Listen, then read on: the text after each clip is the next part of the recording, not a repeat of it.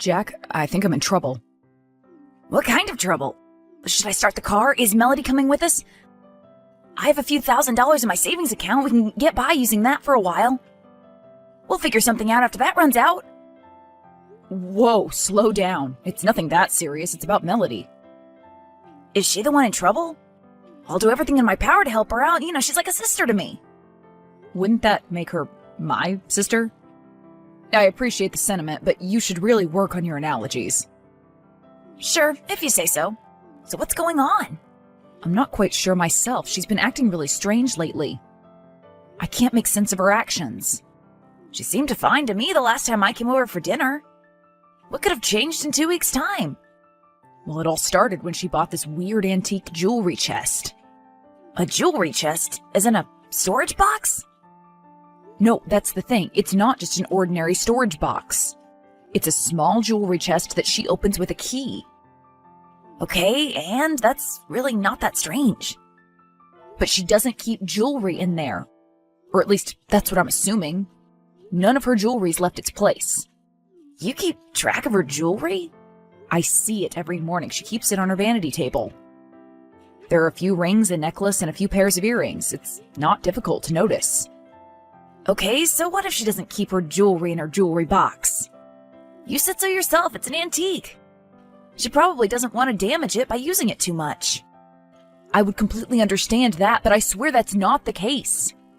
She asked me to never even attempt to open it when she's gone, not even to take a peek inside. I would also get that. She's the one who bought it. I respect her wishes. But, and this is the most bizarre part of this whole thing, every night when she thinks I've fallen asleep, she gets up, opens the chest, takes something out of it, and starts crying silently. All right, I agree. That is kind of strange. Have you asked her about it? I have, but every time I do that, she gets very defensive and says she doesn't remember doing that. At first, I thought she could have been sleepwalking, so I tried talking to her when she unlocked the chest, but she quickly locked the chest and went back to sleep. We've been living together for 3 years now, and she's never done anything like this before. What do you think she keeps hidden in there? Letters. I caught a glimpse of what she was holding, and I'm pretty sure it was a letter. I didn't want to jump to conclusions, but I'm starting to get worried. Do you seriously believe she'd ever cheat on you? Is that what you're insinuating? I don't think she'd cheat on you using love letters. I mean, come on, it's the 21st century, for God's sake. You just need to trust her more. I'm not saying that she's cheating on me. I'm just worried that she may be in trouble. I don't understand why she doesn't feel like confiding in me. Well, you already tried asking her directly. How about you just open that box? I can't do that. Why not? Well, she asked me specifically not to look. I promised her I wouldn't. I have to honor my word. In that case, should I be the one to open it? I can come over when she's at work. That way you won't break your word. I don't think that's any better.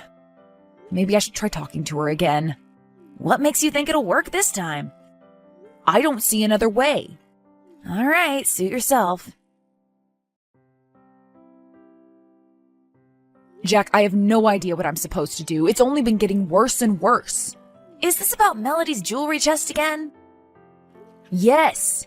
She started sneaking glances at it throughout the day. Now I hear suppressed laughter at night instead of crying. She spends more and more time at work. I don't know what to make of any of this. Have you tried talking to her again? I have, but she keeps telling me not to worry about it and changes the topic. Have you tried opening the chest? No, I haven't. Where does she keep the key? She leaves the key in the lock after locking it. So all you have to do is turn it a few times? Maybe you should really just open it and take a quick peek. You can put it back the way it was and she'll never know. I can't do that.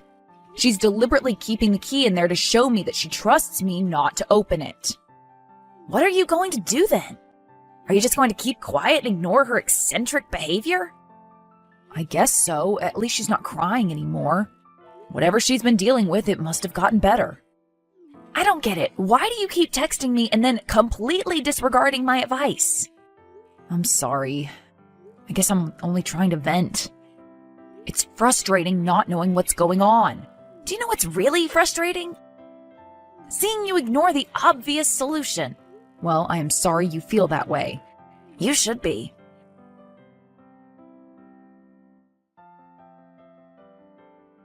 Hey, Alan, are you still at work? Yes, why? I'm at your place. I didn't know you were planning on visiting us.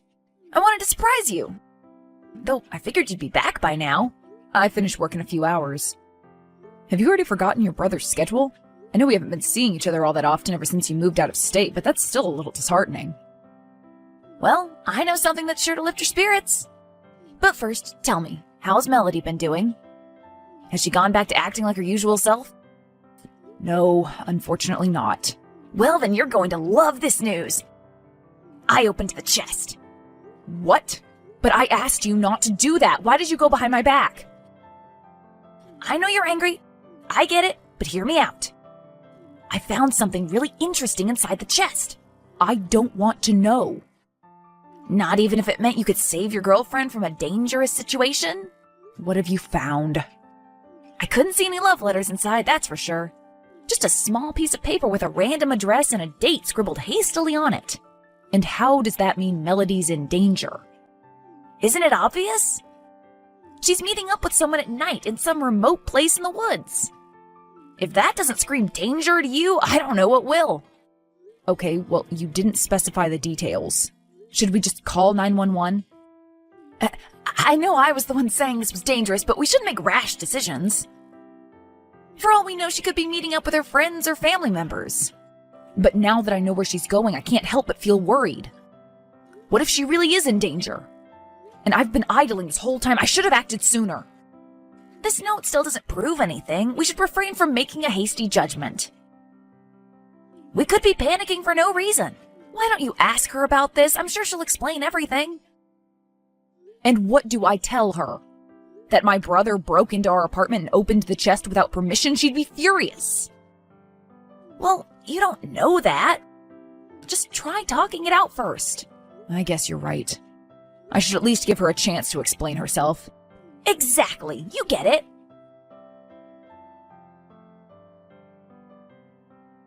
Hey, honey, do you have a moment to talk? Sure, what is it? Is everything all right? Please tell me if anything's been bothering you lately. What could have possibly been bothering me? I'm not sure. I'm just a little worried about you, that's all. Are you sure you're all right? I know we've been having some confusing conversations recently. Yes, I'm certain. What about you? Is everything all right with you? Yes, of course. I've been struggling with a project, but I asked a coworker for help, and now I feel like a huge weight's been lifted off my shoulders. I'm glad you have such helpful coworkers. So am I. He's really been a godsend. Oh, but the thing is, I'll probably have to work late today. You don't mind that, right? I don't. But we were planning on going out for dinner tonight, and you could always take care of extra work tomorrow. I need to do this tonight. I'm so sorry. I feel really awful about this. I'll make it up to you another time. I promise. So you'll be at the office all night? Well, not all night, but most of it, yes. All right. You can still come over during my lunch break if you'd like. I miss you very much. I'd love to do that. Great! I can't wait to see you. Me neither. Until then, take care of yourself, okay? Okay, I'll do that. I love you. Love you too.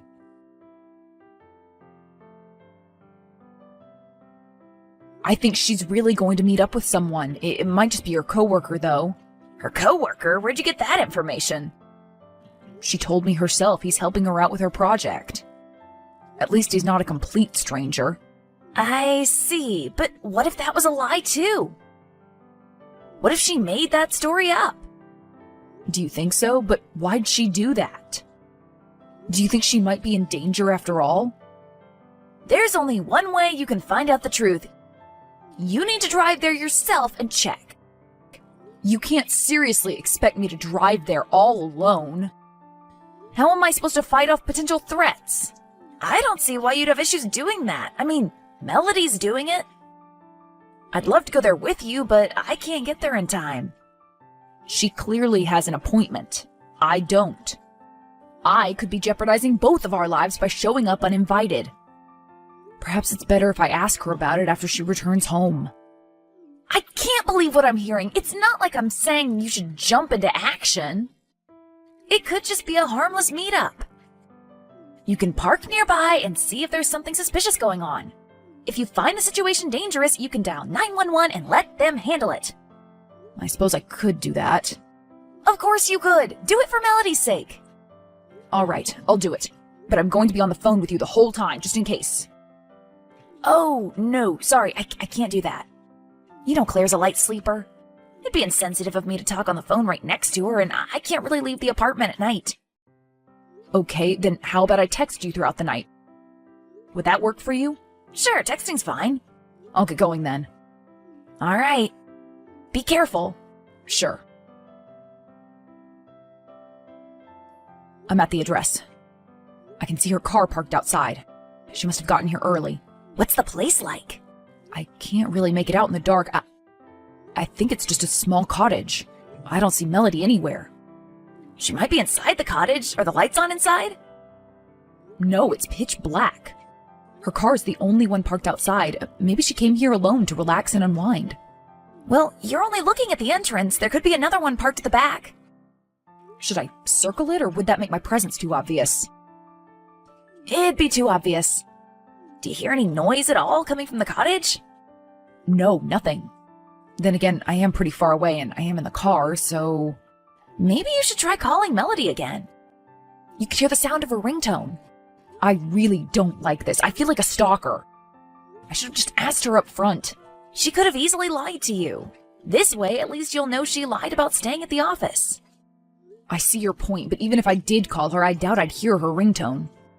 And the cottage is pretty far away, and she usually keeps her phone on silent anyway. On silent? Really? Okay, now that's weird. Jack, please, this is a serious matter. I'm going to text her and see where she is. All right, do that. Let me know what she says, okay? I want to make sure everything's all right. Sure.